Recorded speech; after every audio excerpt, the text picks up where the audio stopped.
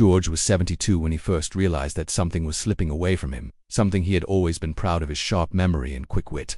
As a schoolteacher for more than 40 years, he had been the kind of man who could remember a student's handwriting after decades or recall a neighbor's phone number without looking it up. Yet slowly, small cracks appeared, like forgetting where he placed his reading glasses, blankly staring in the kitchen, unsure why he entered, or losing his train of thought mid-conversation. And though his family tried to reassure him that it was normal with age, deep inside George felt uneasy. The turning point came when he forgot his granddaughter's birthday, a day he had never once missed, and when he later drove to visit an old friend and could not remember the familiar road he had traveled for 20 years. His wife insisted he seek help, so he finally agreed and visited a brain doctor, carrying both fear and hope.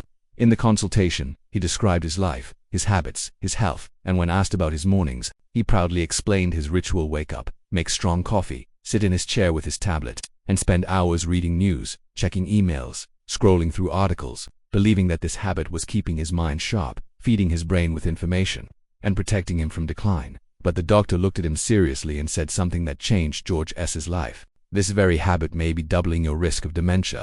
George was shocked, confused, even defensive.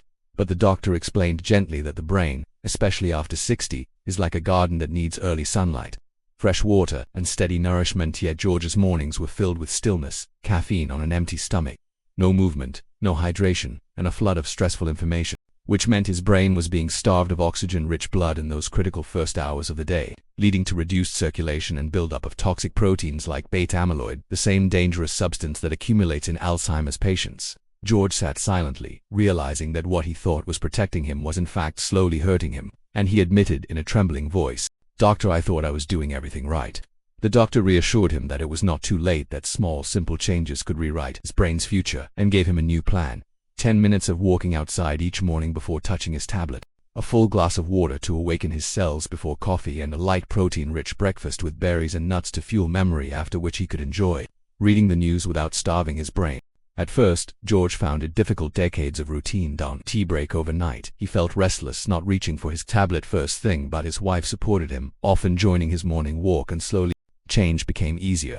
Neighbors began to notice his brighter mood, and his wife noticed fewer memory lapses, while George himself felt more alive, less foggy, and even recalled old jokes and poems he had long forgotten. Months later, in a follow-up test, his memory scores were more stable, his energy had improved, and his risk factors were lower, bringing tears to his wife's eyes as she whispered, "I feel like I have my George back." The truth was, it wasn't medicine or miracles that saved him, but his decision to change one ordinary habit, and his story holds a lesson for every senior. Dementia does not arrive suddenly, it builds silently over years, shaped by daily choices, and just as George unknowingly built risk with his mornings, he also reversed it by changing them.